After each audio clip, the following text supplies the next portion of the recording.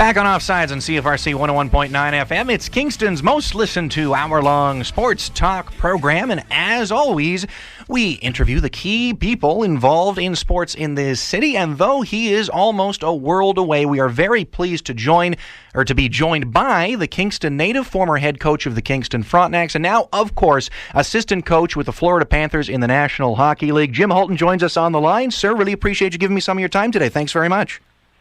Oh, no problem. It's a pleasure of mine. All right, Mr. Hulton, let me start with the elephant in the room. I have to start with this. Everyone expected going into this year we would get to see Eric Goodbranson with some NHL experience. How disappointing is it for the coaching staff that he won't be joining you to start the year?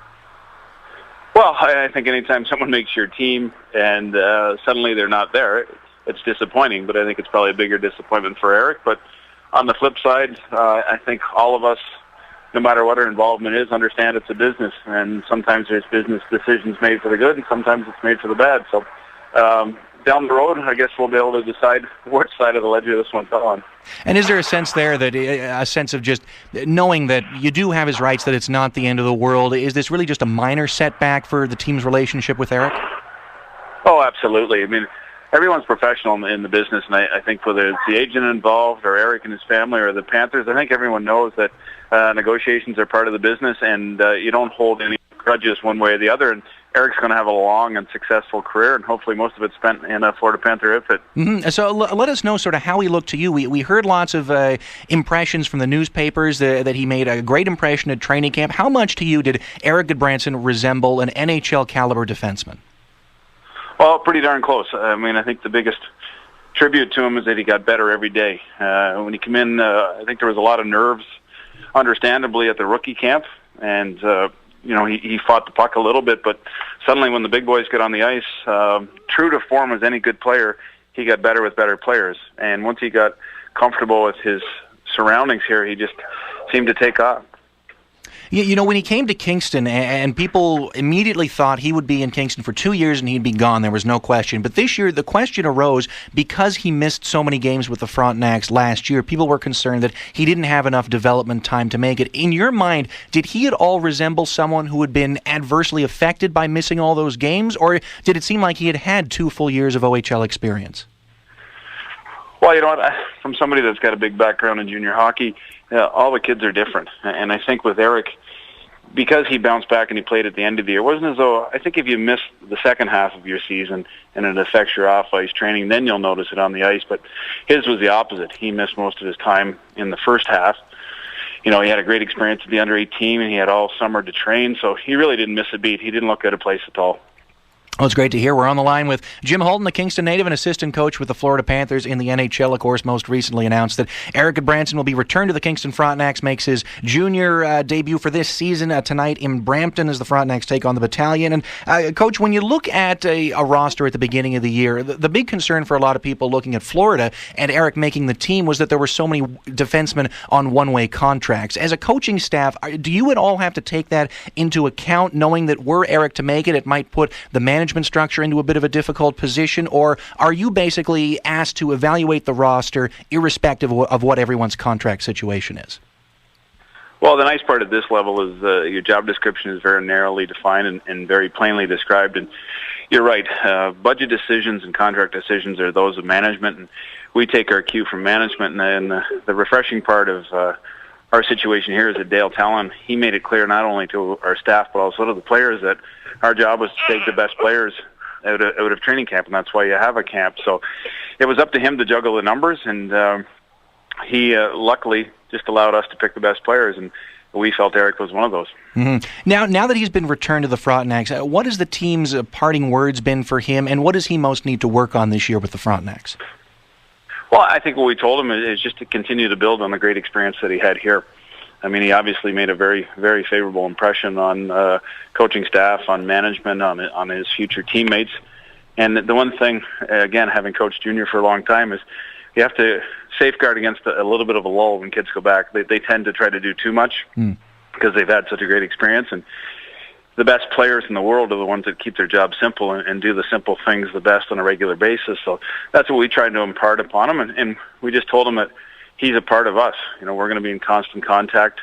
We have former NHLer Brian Scrudlin as our director of player development, and Brian's going to be in Kingston a lot, working with not only him, but with Corey DeRoche, another one of our picks. So there's going to be a lot of hands-on development going on throughout the year.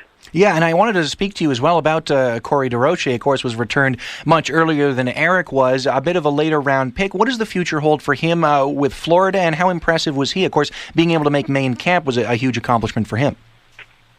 You know what? Corey was probably one of the brightest surprises in our rookie camp, simply because a 7th round pick, you're not sure what to expect. I know for myself, obviously, you hear a lot of the Gunbrinsons, the Howdens, the Bukesteds are first-rounders, but the later-round picks you're not that sure of. But he came in, and I think the thing that stuck out was how good his hockey sense was.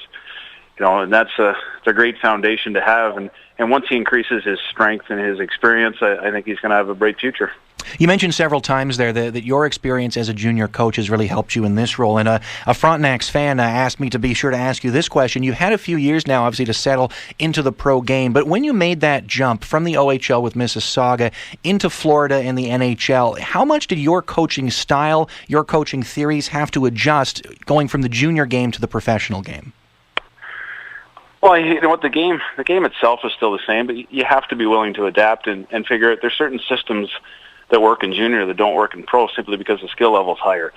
So from an X and O basis, you have to recognize that pretty fast and make sure that you alter and change that. And I think the way you do that is up here, you tend to listen to your players a lot more, I think, at this level, because you know, you're talking guys that have 10, 15 years NHL experience, and obviously I'm coming in with 0. So my role, and again, I think the difference here is you're dealing with men, not teenagers. So your personal relationships are a lot different, and the one-on-one, the interpersonal interaction. Now, as well as Florida goes into a new era now with Dale Talon as your new GM, obviously he comes in with plenty of fanfare with the way that he turned that Blackhawks team around. Does it seem like the Florida Panthers can be on that same track? Because they're obviously in a very similar situation. Well, exactly. You know, Dale has obviously proven that his blueprint works and works very effectively, and he plans on doing the same thing, and he's a real upbeat, positive guy. And in fact, he thinks that we have more pieces to start the puzzle here than he did in Chicago. And I think the thing that a lot of us look at is our strength from the back end, which is where you build good teams. We have very good young goaltender and Jacob Markstrom, and strength on the blue line with Kulikov, who stepped in as a 19-year-old last year, and obviously Eric. And then we have Keaton Ellerby and Jason Garrison, 2 kids that are still under 25. So you know, if we can add some pieces to the puzzle here along the way, hopefully it's a quicker rebuild. No, certainly. As we're on the line with Jim Hulton, assistant coach with the Florida Panthers, former Kingston Frontenacs head coach as well. And, Coach, in your final year with the Frontenacs, someone who really emerged and obviously has continued just on a torrid pace of development was Chris Stewart. Had 87 points with your Frontenacs team and now doing a tremendous job with Colorado. As you talk about your experience as a junior coach, do you continue to keep an eye on players like Chris Stewart that you saw develop under your watch? And is there much pride that you take in the players who have gone on to the next level as Chris did? Well, for sure. I mean, one of your mandates in junior hockey is to make sure that kids advance to the next level, the kids that obviously have the God-given ability. And you know, Chris was one of those. But I think what separated him wasn't just the God-given ability, but it was an incredible determination. And I mean, his story is pretty well documented now in terms of not being drafted, and you know, Mav giving him a chance to come to us as a walk-on. And yeah, it's a really neat story. I think it's fun for all of us, that whether you were a coach or a fan of the team, to watch Chris come through the ranks and to see how well he's done. And I'll tell you, we played them in a game last year, and he absolutely dominated, and it was an eye-opener for everyone. And, you know, I understand that he had a terrific summer training in the off-season. He's even leaner and stronger than before, and he's got a very, very bright future. So, of course, there's, you know, quite a bit of pride that goes along with it when you had a chance to help him in a little bit along the way. Are there other players that you remember from your time, whether with Kingston, with Belleville, any of the junior teams, that you've continued to keep an eye on after they finished with you? Well, I think the obvious ones are the guys that are playing pro. Matt Stajan is one from Belleville that's gone on and had a very good career. And, you know, hopefully he can get healthy here. With the Calgary Flames, Jason Spezza, who we had for a brief time in Belleville, but a memorable one because he set about 4 different club records in 30 games we had him. So, yeah, I think anybody that you had a chance to to be with. I follow the minor leagues closely. That same Frontenac team produced Corey Emerson, who had a great camp with the Detroit Red Wings, and again, I think we'll be in the NHL probably within a year. He's in a great system in Detroit that doesn't rush people. They allow them to develop, and it looks like he's developing right on cue. Yeah, no, certainly been putting up great numbers with Grand Rapids. Is just a couple of final things for you, Coach. When you look back at your time in Kingston, and your name has come up very frequently over the past few years because history has judged your time coaching this city's junior team very, very well. Of course, in 05-06, your last year, the 81 points that they achieved, they haven't come close to since then. And people look back on those years now very, very fondly. How do you personally look back on your years with the Kingston Frontenacs? Well, I have mixed emotions. Number one, it was, to steal a phrase, a thrill of a lifetime to coach my hometown team. I think I talked about that when I first got the job, but it's something I will always cherish. But there's also a lot of frustration because I wasn't able to, as a coach, get the team and the franchise over the hurdle and get that next step. I mean, I look at year one when we were one win away from hanging a banner to win a division. And we lost. We couldn't get that done, and then we went out in the first round. And to win a round there in the 3 years was very frustrating. And then, I guess personally not getting a chance to finish the job because I would have loved to come back with a group of kids, the Amertons, the Stewarts, the Shutrons that following year because I thought we were so close to having a breakthrough. So that part's frustrating, but hey, life moves on, and sports is an unforgiving business, and you can't hold grudges. And I enjoy watching the team now. I think it's great. They finally got a great new rink, and obviously I'm from Wolf Island, so it's nice and close to the boat, so all the Islanders can park their car and have easy access to the rink. So I think it's well overdue. Do you still have a good relationship with the team, a working relationship with the Frontenacs?